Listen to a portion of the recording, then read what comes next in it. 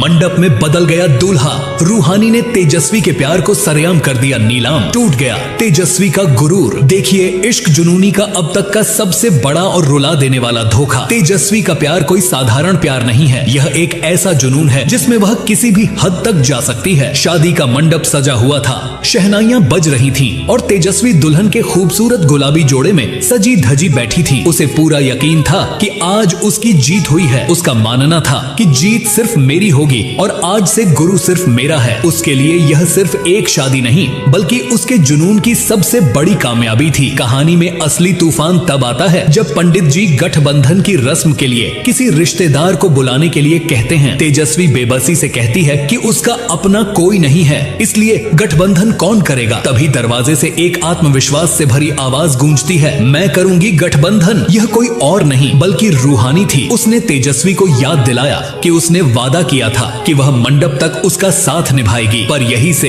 दूल्हे का गोलमाल और सबसे बड़ा धोखा शुरू होता है। रूहानी सिर्फ रस्में निभाने नहीं आई थी बल्कि तेजस्वी के इस जुनून को चकनाचूर करने आई थी। रूहानी मंडप में एक ऐसा धमाका करती है जिससे तेजस्वी के सारे अरमानों पर पानी फिर जाता है। वह सबके सामने यह चौंकाने वाला सच उजागर करती है कि सेहरे के पीछे जो शख्स बैठा है वह गुरु है ही नहीं, यह तो दूल्हे की हेराफेरी है। गुरु की जगह मंडप में उसका कोई दोस्त बैठा है। रूहानी के इस मास्टर प्लान ने तेजस्वी की जीत को एक झटके में उसकी सबसे बड़ी हार में बदल दिया। टूटे सपने और बदले की आग धोखे का एहसास होते ही तेजस्वी के पैरों तले जमीन खिसक जाती है। गुस्से से आग बबूला होकर वह रूहानी से भिड़ जाती है और उसे सबक सिखाने की धमकी देती है, लेकिन रूहानी भी उसे करारा जवाब देती है। अपमान से तिलमिलाई तेजस्वी शादी के मंडप से उठकर घर पहुंचती है। वहां दरवाजे पर पहले से ही नई दुल्हन के गृह प्रवेश की तैयारियां, कलश और रंगोली थी, लेकिन गुस्से से उबलती तेजस्वी ने उस कलश को जोर से लात मार दी